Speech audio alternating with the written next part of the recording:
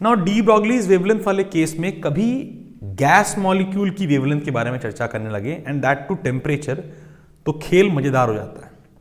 दो बातें ध्यान दीजिएगा, ऐसे क्वेश्चनों में नोटिस कीजिएगा कि मॉलिक्यूल के बारे में क्या चर्चा कर रखी है। Monoatomic, diatomic, triatomic. अगर कुछ नहीं दिया गया है तो मोनोएटॉमिक ही लेना है।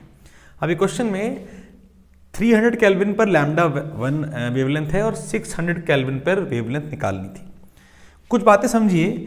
लैम्डा का डी ब्रॉगली वेवलेंथ का फॉर्मूला है h/p, मोमेंटम। मोमेंटम को काइनेटिक एनर्जी से रिप्लेस करिए तो हो जाएगा √2mke। बेटा नॉर्मली आप ड्यूअल नेचर में इलेक्ट्रॉन प्रोटॉन के बारे में बात करते हैं तो काइनेटिक एनर्जी में आप पोटेंशियल का फॉर्मूला लगाते हैं QV, लेकिन क्योंकि आप गैस मॉलिक्यूल की बात कर रहे हैं तो काइनेटिक एनर्जी में आप लगाएंगे KTG का फॉर्मूला। जो KTG में कहानी पढ़ी थी आपने कि काइनेटिक थ्योरी ऑफ गैसेस में जो काइनेटिक एनर्जी डिफाइन की गई है वो F/2 kBT कर रखी है। F मतलब डिग्री ऑफ फ्रीडम।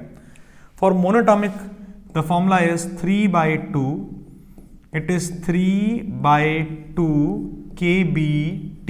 kBT मतलब वहां पर आपका KB इज बोल्ट्जमैन कांस्टेंट। इसको उठाओ यहां रख दो तो लैम्डा का जो फॉर्मूला बन के आता है फॉर गैस मॉलिक्यूल ये कितना हो जाएगा बेटा, 2 से 2 कट जाएगा, मैं लिखने के बाद काटूंगा। चलिए 3/2 kBT।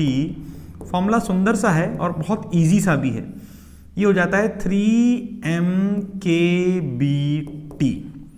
समझने की बात यह है इससे कि lambda is inversely proportional to temperature, और क्योंकि lambda inversely proportional to temperature है तो अगर आप नोटिस करें लैम्डा 1/λ2 करोगे तो ये हो जाएगा √T2/T1।